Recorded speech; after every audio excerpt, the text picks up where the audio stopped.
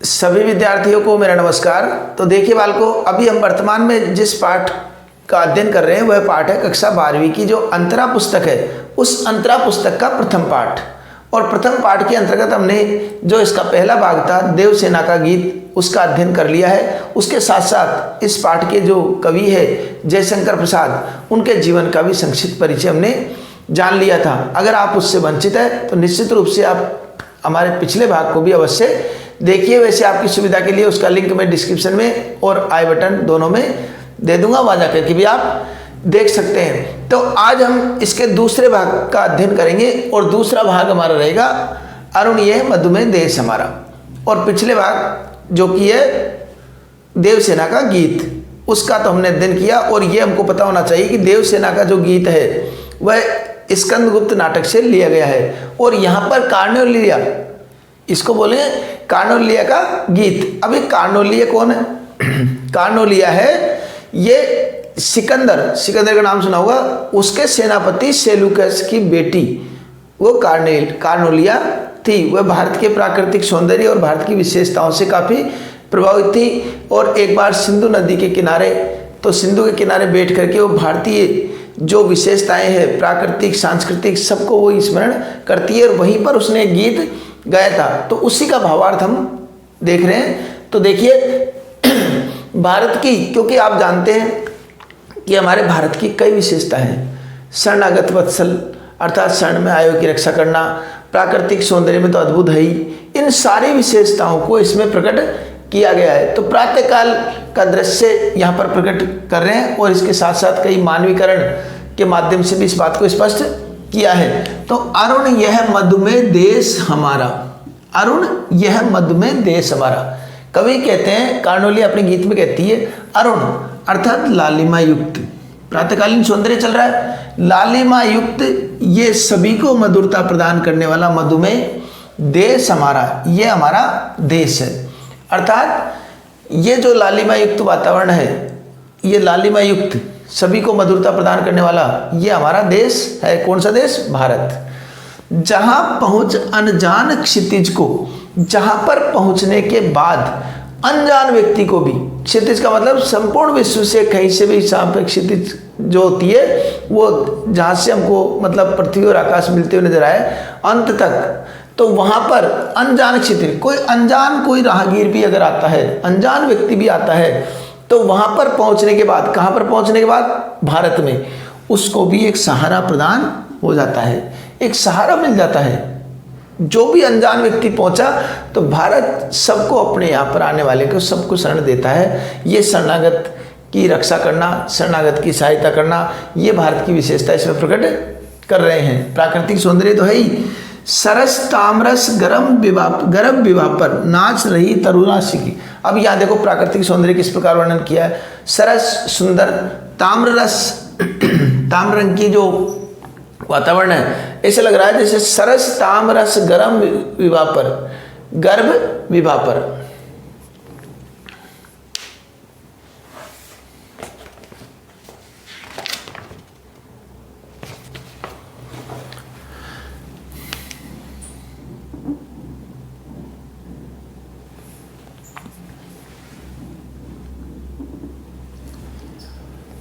अब तीसरी पंक्ति देखिए, सरस तामरस गर्भ विवाह पर, अर्थात सरस और ताम्रस से युक्त इस धरती की जो चमक है, नाच रही तरुण शिखाव। तो प्रातः काल जब लालिमा युक्त ताम्र रंग से युक्त वातावरण रहता है, उस वातावरण में ये वृक्षों की पंक्तियां जो है, मनोहर पंक्तियां, सुंदर पंक्तियां नाचती हुई प्रतीत हो रही है। क्योंकि प्रातःकाल के जब ताम्र रंग से युक्त जब सूर्य की किरणें पड़ती है, सुंदर सरस सुंदर गर्भ इस धरती की, तो इस धरती पर की चमक पर एक बार पुनः देख लीजिए, सरस सुंदर ताम्र रंग से युक्त गर्भ धरती पर, चमक पर, धरती की चमक पर पड़ती है, तो नाच रही उस धरती की चमक पर ये क्या है? ये वृक्षों की पंक्तियां नाचती हुई प्रतीत हो रही है। तो सरस ताम्रस गर्भ विवाह पर, तो सरस और ताम्र रंग से युक्त अर्थात ताम्र वर्ण से युक्त इस धरती पर ये वृक्षों की पंक्तियां नाचती हुई प्रतीत हो रही है। छिटका जीवन हरियाली पर मंगल कुमकुम सारा। ऐसा लगता है सूर्य की किरणें इस प्रकार पड़ती है जैसे इस पृथ्वी की हरियाली पर एक कुमकुम, मंगल में कुमकुम छिटका रही हो। मंगल में कुमकुम मतलब कुमकुम को मंगल में माना गया है, तो उस कुमकुम को जैसे इसकी हरियाली पर छिटका रही हो, और उस कारण से हरियाली और भी सुंदर दिखाई दे रही है। लघु सुरधनु से, लघु सुरधनु छोटे सुरधनु इंद्र से, पंख पसारे। अब यहाँ पर उपमा अलंकार हो गया, देखो। इंद्रधनुष के समान पंखों को फैलाते हुए शीतल मलय समीर सहाय, शीतल और सुगंधित समीर हवा के सहारे पक्षी उड़ते हुए प्रतीत हो रहे हैं। एक बार और देख लीजिए। लघु सुरधनु से इंद्रधनुष के समान पंखों को फैलाते हुए, अपने सतरंगी पंखों को फैलाते हुए शीतल मलय, शीतल और सुगंधित हवा के सहारे उड़ते खग जिस ओर मुंह किए, कि पक्षी जिस ओर अपना मुंह करके उड़ते हैं, समझ निज नीड़ प्यारा, अपना नीड़ समझ करके, अपना घोंसला समझ करके जिस ओर उड़ते हैं वह देश हमारा है, वह हमारा प्यारा भारतवर्षी है। तो कहने का तात्पर्य क्या है कि पक्षी भी अगर रात में कहीं भी सो रहे हो, लेकिन सुबह जब होती है, उषा काल होता है, तो उस समय पक्षी जो है अपने सतरंगी इंद्रधनुष के समान सतरंगी पंखों को फैला करके और जिस ओर मुंह करके उड़ते हैं वह हमारा देश ही है। ये तो साधारण प्राकृतिक सौंदर्य के अर्थ में अर्थ हो गया।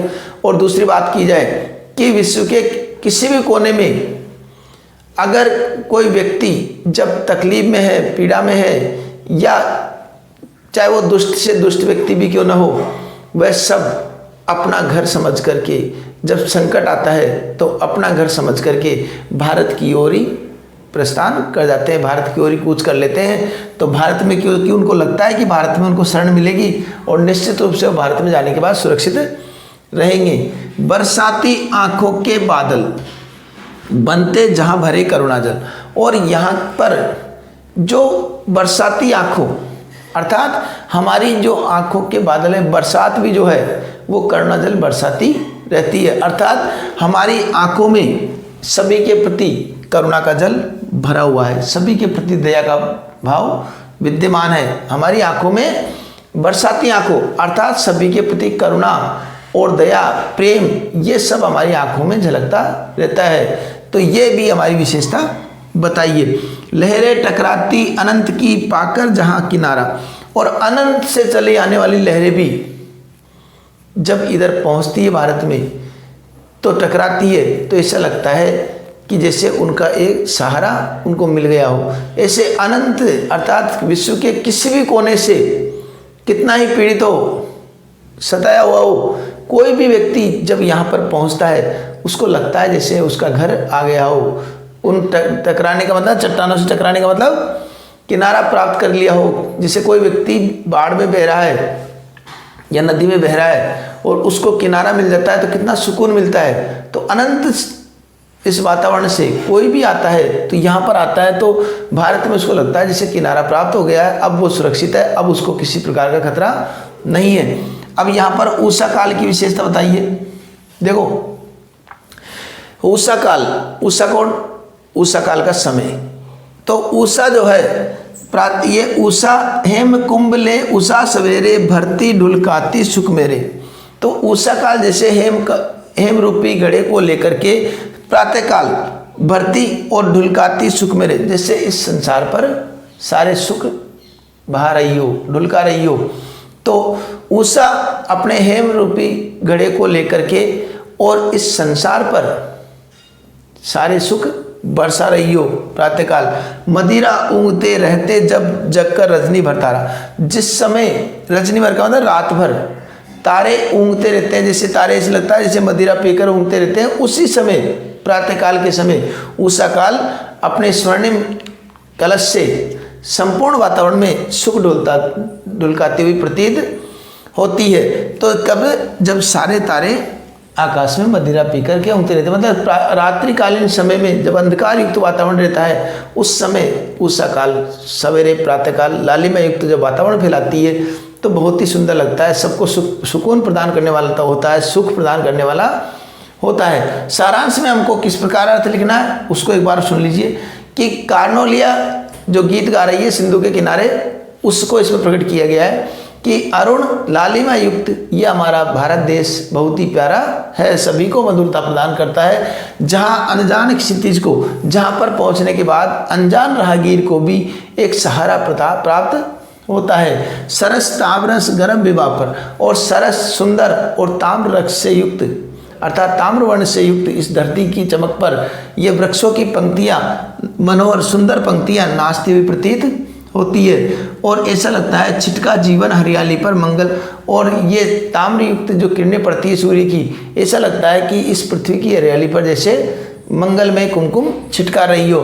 लघु सुरधनुष से पंख पसारे और इंद्रधनुष के समान अपने पंखों को फैलाए हुए शीतल सुगंधित हवा के सहारे ये पक्षी जिस ओर अपना मुंह करके उड़ते हैं, अर्थात अपना घोंसला समझकर जिस ओर मुंह करके उड़ते हैं, वह देश हमारा देश ही है। अर्थात विश्व के कहीं भी किसी भी कोने से कोई लोग अगर अपने आप को सुरक्षित महसूस करता है तो वह भारत ही है। और बरसाती बादलों क्या, और हमारी आंखों में इस प्रकार बरसात सभी पर दया करते हुए बरसात बरसती है और सभी को सुख पहुंचाती है, उसी प्रकार हमारी आंखों में जो करुणा, दूसरों के प्रति दया, इस प्रकार का भाव हमारी आंखों में स्पष्ट रूप से झलकता हुआ प्रतीत होता है। लहरें टकराती अनंत की पाकर जहाँ किनारा, और अनंत से चलने आने वाली लहरें भी यहाँ पर किनारा प्राप्त करके अपने आप को सुखी महसूस करती है। उसी प्रकार अनंत अर्थात संपूर्ण विश्व से कोई भी व्यक्ति परेशान हताश आता है तो उसको यहाँ पर एक किनारा प्राप्त होता है, उसको लगता है कि यहाँ पर मैं सुरक्षित हूँ और वह सुख महसूस करता है।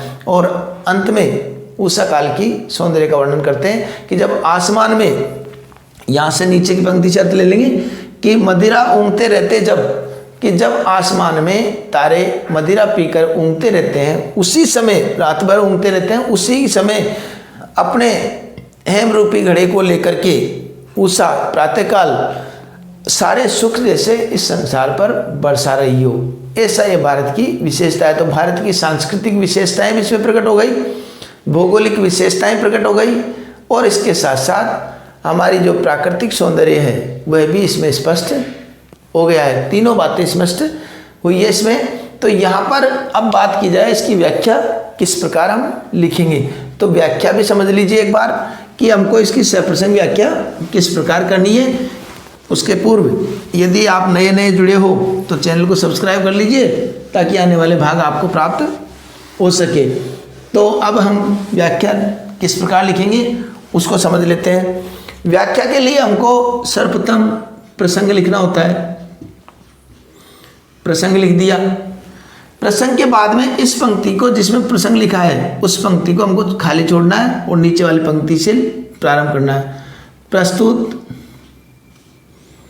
पद्यांश हमारी पाठ्य पुस्तक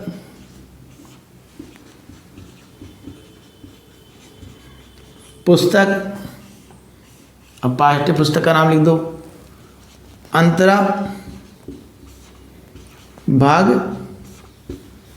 2 के अंतर्गत जयशंकर प्रसाद छायावादी कवि, तो छायावादी कवि जयशंकर प्रसाद, इनको एक एक उदाहरण चिन्ह में बंद कर दिया जाएगा। तो जयशंकर प्रसाद द्वारा रचित नाटक चंद्रगुप्त। अब चंद्रगुप्त के कार्नोलिया के गीत शीर्षक से अवतरित है। यहाँ पर कार्नोलिया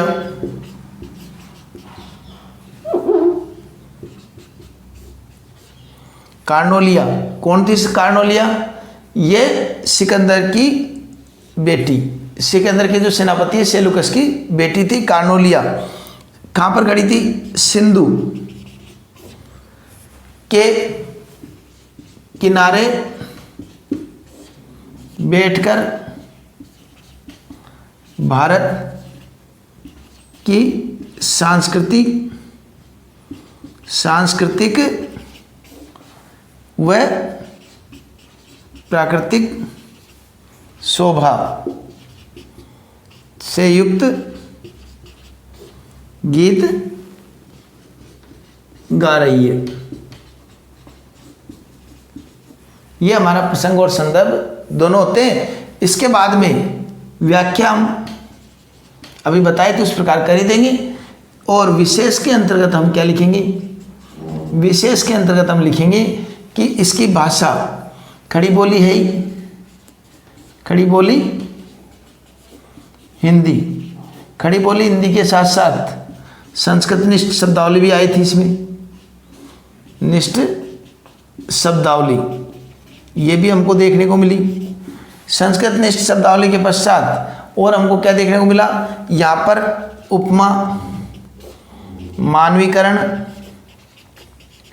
इत्यादि अलंकार भी हमको देखने को मिले।